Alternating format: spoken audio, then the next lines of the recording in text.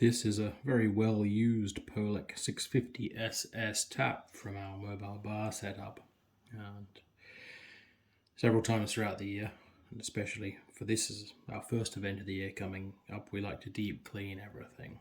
We strip everything down into parts, and in most cases, including this, we put it through a ultrasonic cleaner, and then we sort of detail to get rid of anything, any grooves or anything, to make sure they're nice and shiny and sparkling. And then we put them back together again. So this video is about putting them back together. And we do use a little bit of food grade grease in this, but sparingly, and only in a couple of places where there's movement against O-rings. We don't want to use it where O-rings are just under compression. It doesn't really achieve anything. Some say it may improve the longevity of the seals, but we've found they last a pretty long time. And once they start to get too compressed or not look the best or get nicked in some way, and nicked as in split as opposed to stolen, we then can replace them. And we don't have to do that very often. So first thing we do with this, and we'll have a closer look at it. I'm not sure how this focus is going to work. Let's see.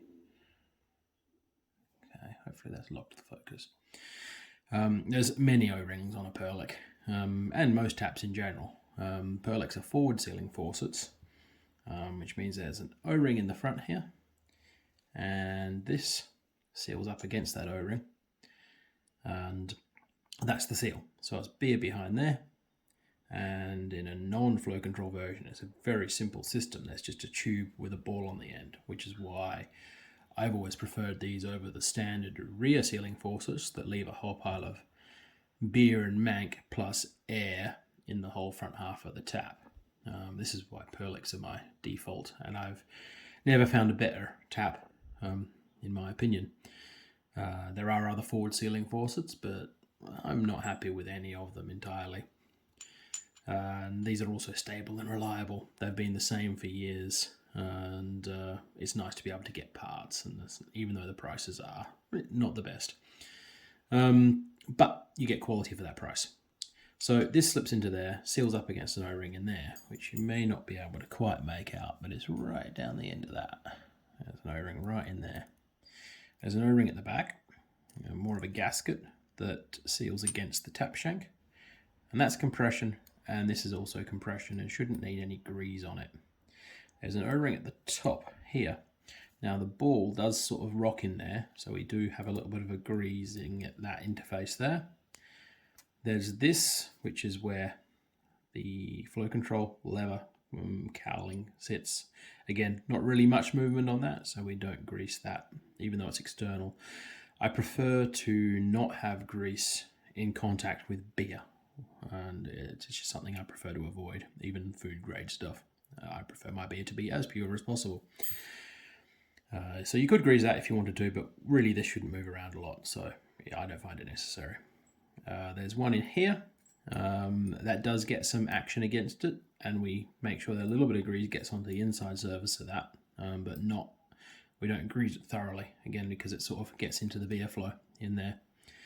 And then there's O-rings on this, and these are the main O-rings that need some lubrication, because that's your flow control, and they're inside that barrel there, and they're constantly, well, frequently turning around when people adjust that flow, and they're the ones that get the most wear in the whole system.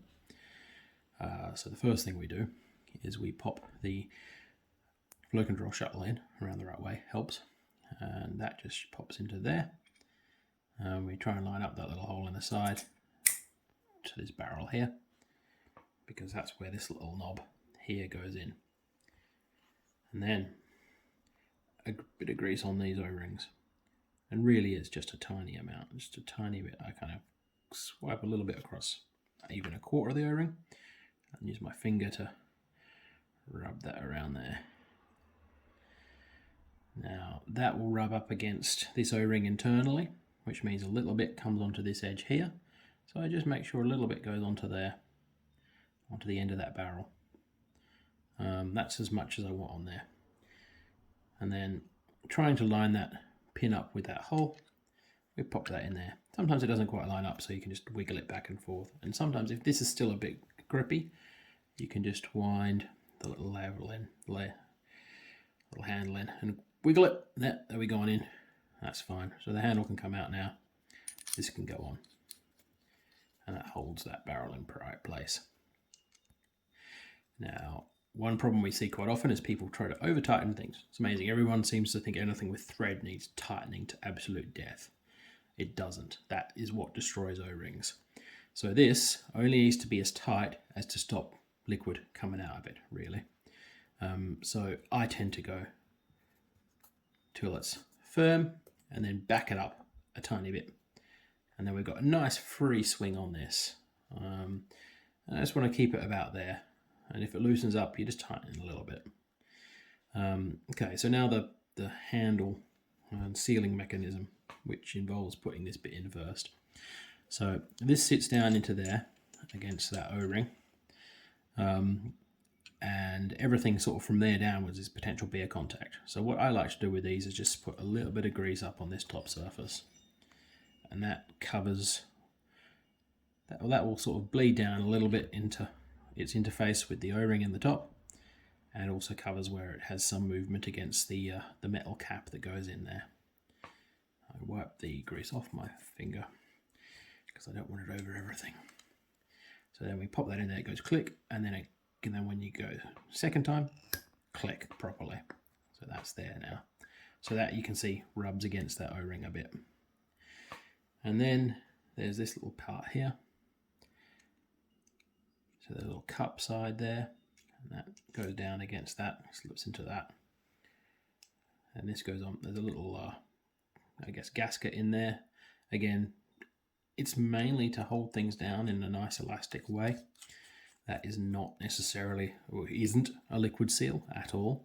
The liquid seal is that big O-ring in the top. So that just holds it against holds the ball against that seal pretty much. And again, you don't want to tighten it too much. So I tend to go a little tight and then a little back. And you get a nice easy movement on that. And this is just a decorative sort of piece that goes below your tap handle. And there we're done. So yep, that's one, whoops, tipped the camera. That's one nicely cleaned and greased, ready for action Perlick, and this swings all nicely. Once you put these in place, if you've got any leaks, you can take a closer look. It shouldn't generally because of any tightness, so don't feel the urge to tighten anything to buggery. And especially also that's this tap back against the tap. A firm connection between that gasket there and the tap shank should be all you need, and it should only need to be tight enough that the tap doesn't wobble on the shank, and you should be good. There you go. Now you can put together all your 650SSs after you've taken them apart.